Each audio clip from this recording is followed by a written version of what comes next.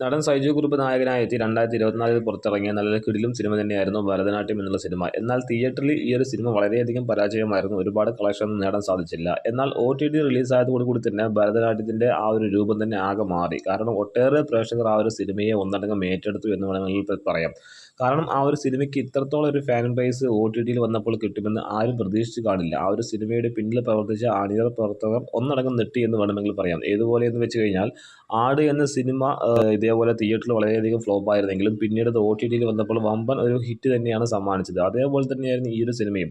ഭരതനാട്യം എന്നുള്ള പേര് പോലെ തന്നെ ആരും പ്രതീക്ഷിക്കാത്ത തരത്തിലുള്ള ഒരു വിജയം തന്നെയായിരുന്നു ആ ഒരു സിനിമ OTTയിൽ വന്നപ്പോൾ പ്രേക്ഷകർ എല്ലാവരും ഏറ്റെടുത്തുകൊണ്ട് ആ ഒരു സിനിമയെ ഗംഭീര വിജയമാക്കി തന്നെ മാറ്റി തീർത്തു എന്നുള്ളതാണ്. ഇപ്പോൾ ഒരു സന്തോഷ വാർത്ത വരുന്നതെന്ന് വെച്ചാൽ ഈ ഒരു സിനിമയുടെ സെക്കൻഡ് പാർട്ട് വരുന്നു എന്നുള്ളതാണ്.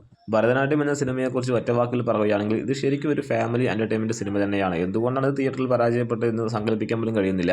എന്തൊക്കെയായിരുന്നാലും ഈ ഒരു സിനിമയിൽ അഭിനയിച്ചിട്ടുള്ള രണ്ട് കഥാപാത്രങ്ങളുണ്ട്. അതായത് ഇരട്ടകളായിട്ടുള്ള രണ്ട് കഥാപാത്രങ്ങൾ. ഒരു രക്ഷയുമില്ല അവരുടെ ആ ഒരു പ്രകടനത്തിൽ, ആ ഒരു അഭിനയ പ്രകടനത്തിൽ ഒരു രക്ഷയുമില്ല. അതുകൂടാതെ തന്നെ ഈ ഒരു സിനിമയിൽ അഭിനയിച്ചിട്ടുള്ള ഓരോരുത്തരും അവരുടെ റോളുകൾ കിടിലമായിട്ട് ചെയ്തിട്ടുണ്ടെന്നുള്ളതാണ്. കാരണം ഈ ഒരു സിനിമ കാണുമ്പോൾ തന്നെ നമുക്കൊരു സ്ലോ മോഷനിൽ പോകുന്ന ഒരു സിനിമയായി തോന്നുമെങ്കിലും ആ ഒരു സിനിമ നമുക്ക് കണ്ടിരിക്കാൻ തോന്നുന്ന തരത്തിൽ നമ്മൾ പിടിച്ചിരുത്തുന്നുണ്ട് ആ ഒരു സിനിമ എന്ന് പറയുന്നത്. മറ്റു പല സിനിമകളെ പോലെ ഒരുപാട് ലാഗ് അടുപ്പിച്ചിട്ട് ആ സിനിമയെ നശിപ്പിക്കുന്ന തരത്തിലുള്ള ഒരു എലമെൻറ്റ്സ് പോലും ഈ ഒരു സിനിമയിൽ ഇല്ല എന്നുള്ളതാണ്. നമുക്കറിയാം, നമ്മൾ കുറേ കാലം മുമ്പ് ഇന്ദ്രൻസിൻ്റെയും ശ്രീനാഥ് ബാസിയുടെയും ഒരു സിനിമയായിട്ടുള്ള ഹോം എന്ന സിനിമ കണ്ടിട്ടുണ്ടാകും. ഒരു ഫാമിലി എൻ്റർടൈൻമെൻറ്റ് സിനിമയാണ്.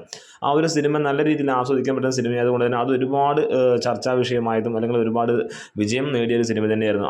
മലയാളത്തിൽ നിന്നും ഇത്തരത്തിലുള്ള ഒരുപാട് സിനിമകളാണ് മലയാള പ്രേക്ഷകർ കൂടുതലായിട്ട് ആഗ്രഹിക്കുന്നത്. അല്ലാതെ ഒരുപാട് മസാലകൾ ചേർത്തിയിട്ട് ഒരുപാട് പൈസ മുതൽ മുടക്കിക്കൊണ്ടുള്ള വെറുതെ കാട്ടിക്കൂട്ടലായിട്ടുള്ള സിനിമകൾ ആരും കാണാൻ തന്നെ ആഗ്രഹിക്കുന്നില്ല.